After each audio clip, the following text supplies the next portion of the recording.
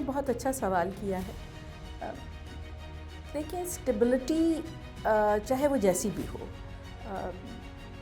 چاہے کسی ایک پارٹی کی 2/3 میجورٹی ہو یا سمپل میجورٹی ہو یا پھر coalition government who, the formation of a government itself ایک بہت بڑا ایلیمنٹ ہوتا ہے آف اسٹیبلٹی. اب یورپ میں آپ دیکھیے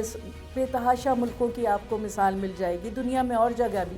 جہاں کولیشن گورنمنٹس جو ہیں وہ بنائی جاتی ہیں اور وہ بھی ایک اسٹیبلٹی دے دیتی ہے. تو جس دور سے ابھی ہم گزرے ہیں پچھلے تقریباً 2.5-3 سال سے, تو اس کے بعد ایک گورنمنٹ کا فارم ہو جانا اور ایک نئے وزیر اعظم کا انتخاب ہو جانا, آج اوتھ ٹیکنگ بھی ہو جائے گی, تو یہ ایک بہت اچھا سگنل جاتا ہے کہ بھئی اب Pakistan is ready for business. اور اس میں جو سب سے امپورٹنٹ بات یہ ہوتی ہے کہ آپ کا جو آپ کے ہمسائے ممالک ہیں, جو آپ کے دوست ہیں اور جن سے آپ وہ ممالک جن سے آپ کے اہم تعلقات ہیں اور جن کا انٹرنیشنل دنیا میں ایک اپنا مقام ہے, کہ وہ کس طریقے سے آپ کے الیکشنز کو ایکسیپٹ کرتے ہیں اور یا اس کی نئی گورنمنٹ کی طرف ریئیکٹ کرتے ہیں. تو مجھے تو یہ دیکھ کے بہت خوشی ہوئی کہ ہمارے ٹرکش پریزیڈنٹ نے پرائم منسٹر کو فون کیا اور انہیں مبارکباد دی اور ویلکم کیا کہ ہم نئی گورنمنٹ کے ساتھ مل کے اور مزید خاص طور پہ اقتصادی پاکستان کے حالات کو بہتر کرنے میں اور انویسٹمنٹ میں بھرپور حصہ اپنا ڈالیں گے. اسی طرح چین کے صدر کا بہت ہی پازیٹیو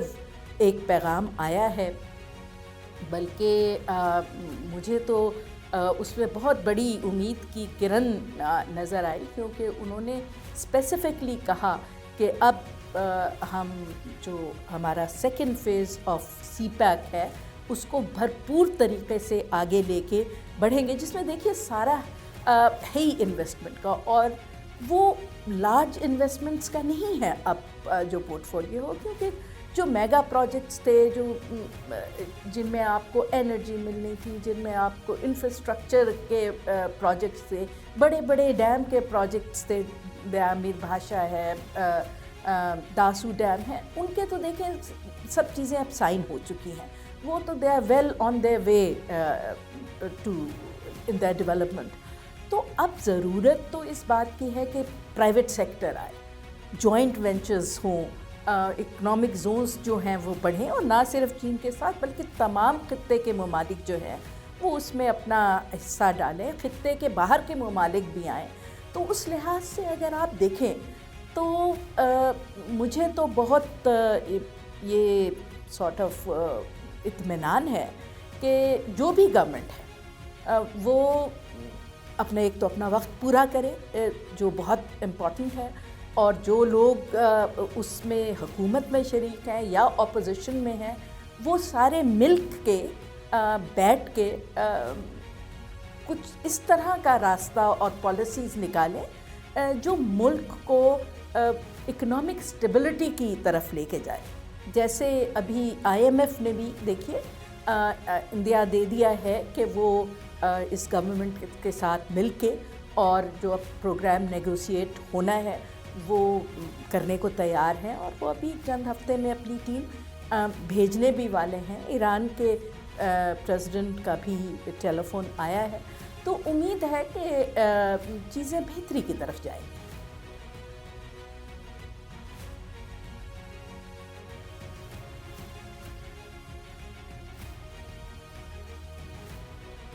ایک ایسی چیز ہے جس پہ خود دونوں پارٹیز نے اس کو کافی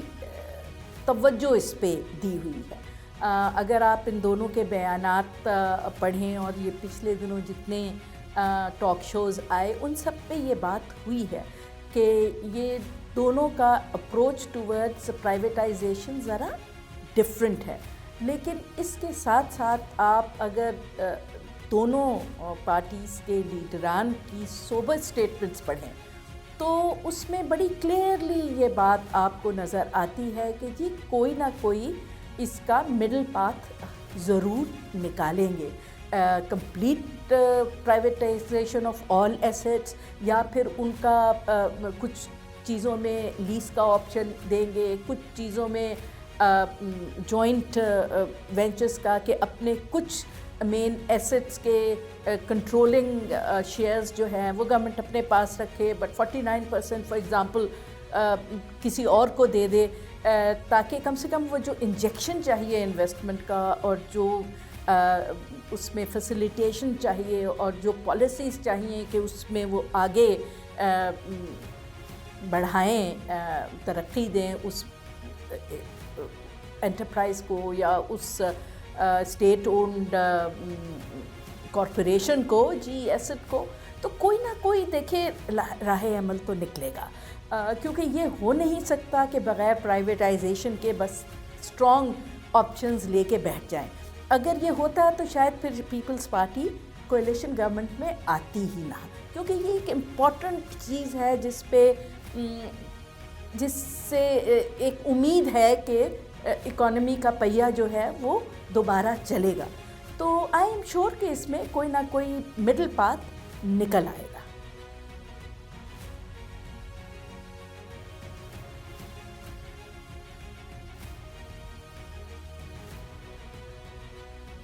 میرا تو اپنا جو پوائنٹ آف ویو ہے وہ یہ ہے کہ ہم نے اتنی دفعہ اتنے اچھے مواقع انویسٹمنٹ کے کھوئے ہیں, اور مستقل جو ہم جیسے لوگ ہیں اور جو اکانومسٹس ہیں اور وہ لوگ جو سوال کرتے ہیں ان چیزوں پہ, انہوں نے مستقل لکھا بھی ہے اور کہا بھی ہے کہ ہمارا جو ہے کلائمیٹ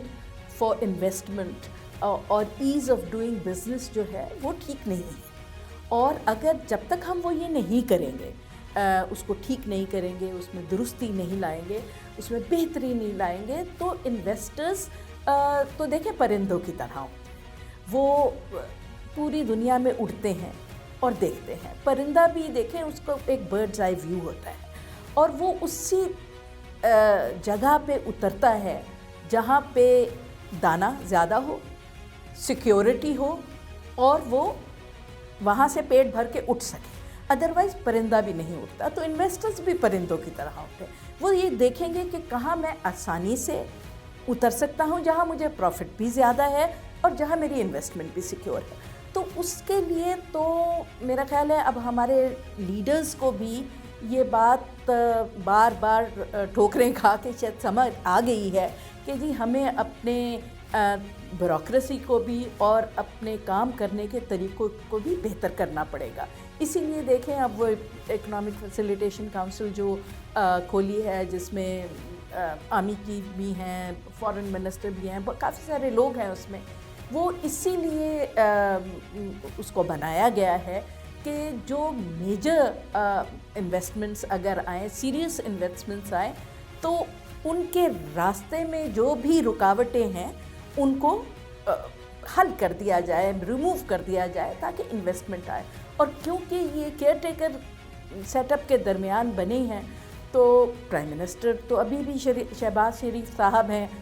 چیف بھی وہی ہیں, اور یہ کاؤنسل بھی وہیں موجود ہے. تو ہوپ فلی اس کاؤنسل کے گائیڈنس کے اندر, کیونکہ ایک سارے اسٹیک ہولڈرز اس میں موجود ہیں, پولیٹیکل لیڈرشپ موجود ہے, سو ہوپ فلی جو ہمارے ادارے ہیں جو انویسٹمنٹ کو دیکھتے ہیں, جیسے بورڈ آف انویسٹمنٹ ہے, منسٹری آف کامرس ہے, اور ادارے ہیں,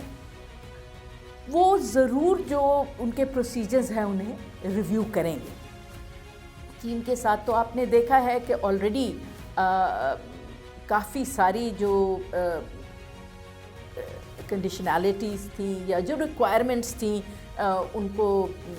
بزنس یہاں لانے کے لیے, اس میں کافی کمی تو آلریڈی آ چکی ہے. لیکن ابھی بھی دیکھیں کوئی 36 ایسی ریکوائرمنٹس ہیں جو باہر سے آنے والے انویسٹر کو پوری کرنی پڑتی ہے. تو یہ اس کا تو کوئی نہ کوئی حل ضرور نکالنا پڑے گا. کیونکہ انویسٹر دیکھیں سیکیورٹی کا بھی اتنی پرواہ نہیں کرتا. آخر لوگ افغانستان میں بھی تو انویسٹ کر رہے ہیں, سیریا میں بھی انویسٹ کر رہے ہیں, لیبنان میں بھی انویسٹ کر رہے ہیں, لیبیا میں بھی پورے افریقہ میں انویسٹمنٹ ہو رہی ہے, تو وہاں بھی تو سیکیورٹی کے مسائل ہیں. تو سیکیورٹی بھی ایک بہت بڑا ایلیمنٹ ہے, لیکن سب سے زیادہ بڑا جو وہ دیکھتا ہے انویسٹر کہ مجھے اس کا ریٹرن کتنا ہے, میری investment from financial point of view کتنی سیکیور ہے, اور میں کتنی جلدی یہ بزنس شروع اسموتھلی کر سکتا ہوں. دیکھیں کوئی بھی جس نے انویسٹمنٹ کرنی ہے, انڈسٹری لگانی ہے, وہ 9 مہینے تو انتظار نہیں کرے گا, سال تو انتظار نہیں کرے گا نا کہ اس کے وہ سارا جو, because time is money for investors, تو وہ تو چاہے گا کہ جی 1 ونڈو آپریشن ہو. اب دیکھیے جہاں یہ باقی جگہ اکنامک زونز بنے, ویتنام کو لینے 48 آورس میں وہاں آپ کمپنی کھول لیتے ہیں. چین میں تو اب شاید انہوں نے 48 آورس سے بھی کم کر دیا, 12-18 گھنٹے میں کمپنی کھل جاتی ہے آپ کی. تو جب تک آپ کو یہ اچھے ماڈلز آپ ایمیولیٹ نہیں کریں گے, اور یہ جو آپ کا ایک ہوتا ہے نا سینس آف ڈینجر ہمارا بہت زیادہ ہے کہ اس میں کوئی اسپائی نہ آ جائے, اس میں کوئی یہ نہ ہو جائے, وہ آپ کو تھوڑا سا اپنا ایٹیٹیوڈ ریلیکس کرنا پڑے گا. کیونکہ ایک بزنس مین جو یہاں آنا چاہ رہا ہے, آپ اس کو 6 ہفتے لٹکا دیں گے ویزا دینے کے لیے, کیونکہ آپ کی 8 ایجنسیز نے اسے کلیئر کرنا ہے, تو دیکھیں اس طرح کوئی نہیں آئے گا. تو we'll have to ease out on those things.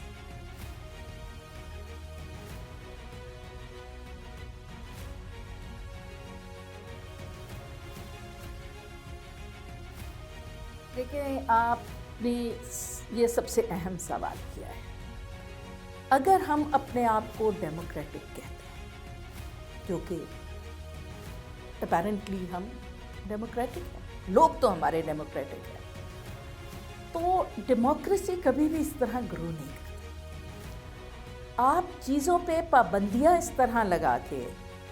کس طرح ترقی کر سکتے؟ ترقی نہیں کر سکتے.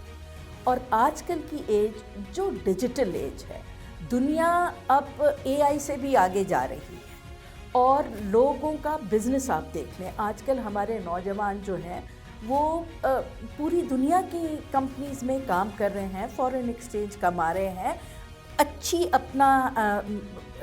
اسٹینڈرڈ آف لیونگ امپروو کر رہے ہیں, ملک کے لیے نام اپنا روشن کر رہے ہیں. ان کو اگر آپ بند کر دیں گے, انٹرنیٹ بھی بند کر دیں گے, سوشل میڈیا بھی بند کر دیں گے, تو کیا ان کو آپ کہاں لے کے جائیں گے؟ کنویں میں ڈالیں گے؟ دیکھیں یہ دنیا اب وہ کنویں کے مینڈک والی دنیا تو نہیں رہ گئی. دنیا